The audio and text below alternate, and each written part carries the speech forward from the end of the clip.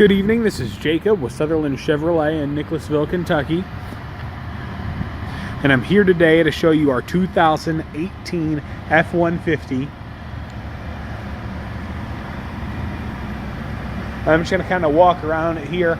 It is a little dark and nasty, gloomy outside, so I wanted to pull it up here so that we could see the color of it in the light.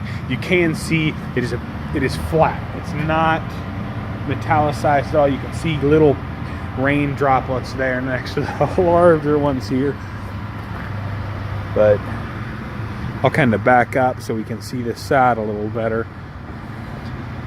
And I really need to pull it out so that way you can get a good view of everything. And I'll go around the body here so that way you can kind of see it. That may be, I don't know if you can see that where I rubbed it. That may be a little scratch there. I'm going to get a rag and let you know about that one.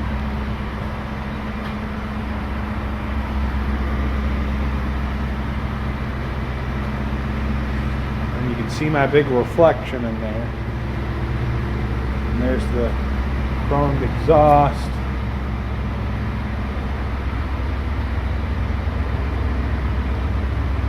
There's your back bumper. There's a little bit of frozen rain on there, snow.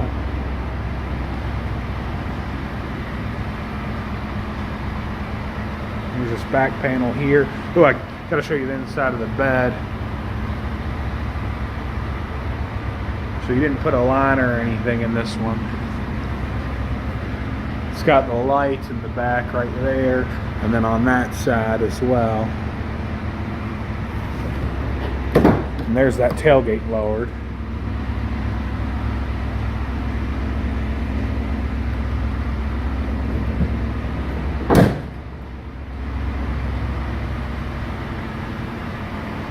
And there's your assist steps.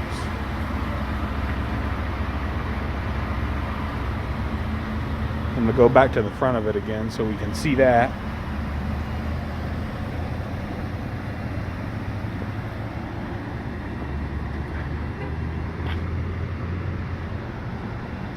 Now I'm going to kind of hop on the inside, show you around there a little bit. So starting off on the door panel here, okay, we've got our controls for the mirrors. So you select a mirror that you want to adjust, and then you can see it adjust in there. You've got your window locks underneath it, and then your power window controls right underneath that. Your unlock and lock are there for the power doors. Then I'm going to hop in here and show you the rest of it. Okay. I actually like the design here. It's not going to be for everybody along this side of the door, but you've got a little handle here that you can use as a grip and to rest your arm on. And then within that is the actual door release. So I like it. I think it's a cool design. There's a little pocket right underneath that you can store loose change or extra keys or something. And then down here you've got a little area you can store things like CDs, and there even looks like there's an area for a small cup there. And there's your speaker on the door. I'm going to continue to go kind of left to right across the dash so you can see all of those things. You've got a vent here. And then your lighting controls underneath it. There's your electronic parking brake. So you pull up on it, and that will set the brake. You'll see it show up here in the cluster. And then to release it, okay, it's just you pretend it's kind of like a pull brake. So what you do is you put your foot on the brake, and then you can press down on it, and that'll release that electronic brake. And you'll see it pop up right there, park brake off in the middle of the cluster. The purpose of the electronic brake is so that, let's say I have it on and I start driving. So like if I put it in drive right now, then I'll demonstrate it, even though I shouldn't really be driving and making a video at the same time, but it'll actually, and you'll see when I press on the gas, boop, it sets that brake off. So it's very cool. It's a lot of work for something as simple as that, but it keeps you from driving with the parking brake on and destroying the parking brake. But I want to show you that there. I'm going to turn down the radio. Well, actually, I'll turn it up so that you can hear it a little bit, and then I'll turn it down. But I'm going to continue to kind of show off the vehicle here. It's back in park, so it's not going to roll away from me. Right next to the parking brake, which is right there, you have this, which is an adjustment for your pedals. And I'm going to kind of try and show you that, but you might not be able to see it here. Yeah, and correct, you're not able to see it at all. But it moves those pedals up and down.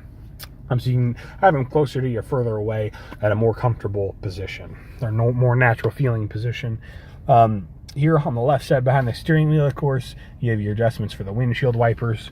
And then, ooh, I missed it there. You've got your lighting controls right up here on that side. Sorry, I totally missed that. So you've got your indoor lighting, your external lighting controls, your fog lights, and then this right button right here is for your bed lamp to light up that. It's on the back of the cab. Now back to where we were. So this is your cluster up here. It shows you different information. They have these infotainment, really is what I think they call them for Chevrolet, but these information displays in the center, that's all controlled here on this left side of the steering wheel. So you press the buttons there and it can show you different information. It can show you, there it's showing engine hours. So it's been on for a total of 89 hours and 19 idle hours, distance to empty 16 miles. So yeah, I need some gas. Transmission temperature 55 degrees Fahrenheit, tire pressure. There's a digital speedometer. This is where most people will leave it. But it can show you different information. There is like towing information here to set up towing stuff. There is on this side actually a little tow adjustment down here if it's for trailer backup, and so it actually kind of allows you to steer the steering wheel just slightly to help line it up when backing up to a trailer hitch. And you know, very fine adjustment that would be a little bit more difficult with a steering wheel than it is with something tiny like that. So you can set different like things that you tow, different settings for that. There's off-road information and you can have it display. So it's pretty neat. And then I'll keep going on the steering wheel while I'm here. So we've got controls here. This is like track forward, backward, or through different radio stations. So I'll turn up the volume here as well that you can do from the steering wheel, and then show you it changing channels there. So very good. And this button goes through different sources. So like right now it's on Sirius. And that flips through different Sirius. This flips through AM, and then back through to FM from there. So, and then down here on this side, you've got your controls. This actually just mutes everything, which is pretty nice. I don't think the 1500s, the Chevrolets, have a dedicated mute button, so that's pretty cool. I like that. And then here, this is like your voice activation control. Please say a command. Cancel. Canceling. So, but you can change the station via that way. When your phone's connected via Bluetooth, you can actually call someone. So like if you have someone in your phone saved as John, you can say call John and it will call the corresponding person. It doesn't know every word in the English dictionary, but regular names that people are going to have, it will pick up. That is something that's been updated over time and is getting better as time goes on. But it's something they're still working on, and it's not as good as like Siri is in the iPhones. Of course, you have the hang up button, which is right here. You can also make phone calls by pressing that button as well. And then you have controls here for cruise control on the left side. And then I'm going to continue to go left. I'm going to show you the key fob here while we're at it, because I totally missed it while I was outside because I had the vehicle running. But you, of course, have unlock, lock. You press this twice, and that will actually remote start it. I don't think it'll work while I'm in the vehicle, but I'll try it anyway. There we go. It does work. Okay, very good. And then you've got your alarm button right underneath that. So I'm going to put the key back in it and turn it over. So where were we? These are your controls for four-wheel drive. So that's setting into four high. And if I turn it over to four low, it's going to tell me up here, hey, you got to shift to neutral. So if I shift it into neutral, boop, boop, Now it'll say 4-wheel drive shift in progress. And now the advanced traction is off and we're in 4 low. So very cool. I'm gonna switch it back over to 2 high because we don't need any of that stuff. And it's gonna, shift to neutral. Boop, boop. And there's the traction control back on. Okay. And we're good. I'm putting it back in park. So I just wanted to demonstrate that for you. Here you've got your large display. And so this is where most people are going to spend most of the time as far as playing with the electronics in the vehicle. So this is where your Bluetooth comes in handy. You can make and take phone calls, play audio books, play the music on your phone, listen to songs on YouTube, all that kind of stuff. Your radio controls, of course, are here too. And then navigation is there as well. So you've got tons of different settings you can play with. There's your navigation. You can search for a destination there. But there we go. So you can set up like a home, work, favorites. You can look for hotels, food specifically. So it's pretty cool features, and it'll look for stuff that's nearby first, or you can just simply enter an address and go straight there. So it's very cool. And then there's your phone. You can add a phone there and use all those Bluetooth settings. Now, there's a couple things I missed. This is actually traction control off up here. So that'll turn the traction control off here on the left side, and you'll see that pop up. This is like hill descent control, which I think is the first time I've said that correct, and that might not be the actual name for it, but it's pretty close if it's not. So that's when you're like trailering something and you're going downhill, you can turn that on and it will help you keep the same speed while on that decline, while you've got something trailered behind you. And then you've got your little alarm there. And so that starts that deactivates the auto stop start function there.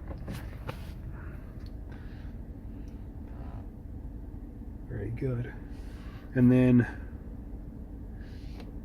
sorry, I'm having a little moment. You've got other controls here as far as different presets go. So you can set 1, 2, 3, 4, 5, and 6 the different stations, whether that's AM, FM, XM, and things there. This cycles through different presets, just like this button here. So that's your media or source button.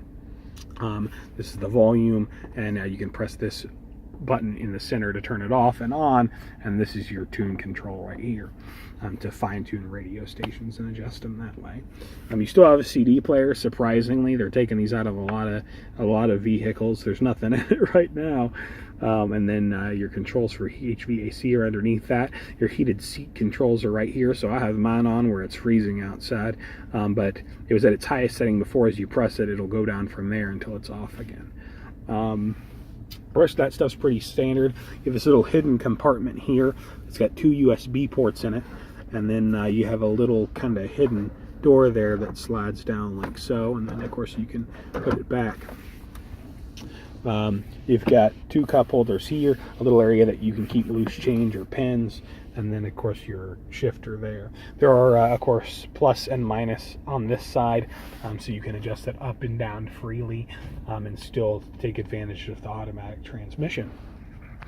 Here you've got a huge compartment with 2 cup holders beneath it, or behind it. You can use those of course up front as well, where they're placed for extra drinks or for the people in the back.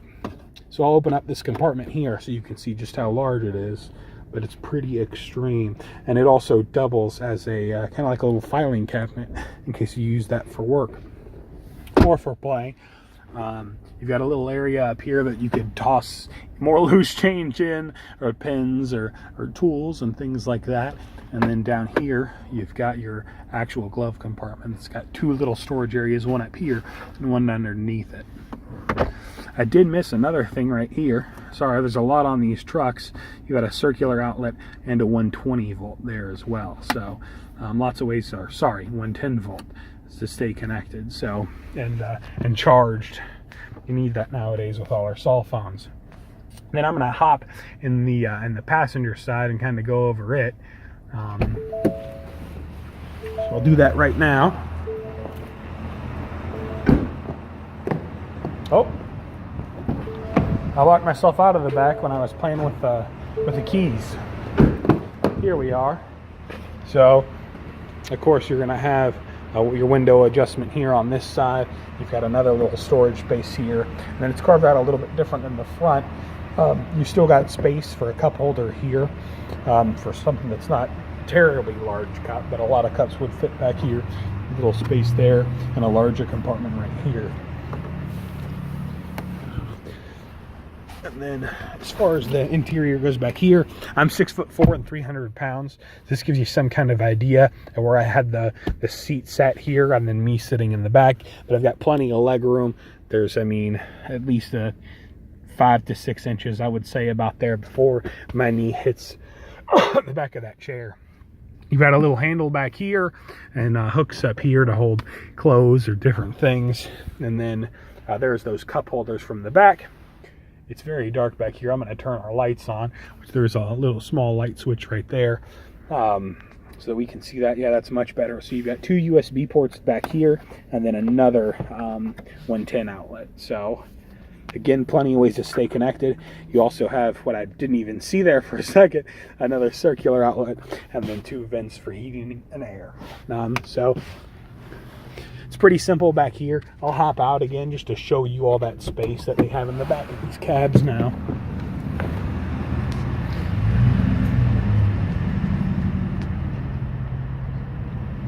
So you can see that interior. But again, Todd, this is Jacob with Sutherland Chevrolet in Nicholasville. I hope this gave you a good look at the truck. I'll upload this to YouTube right now and then check on you later.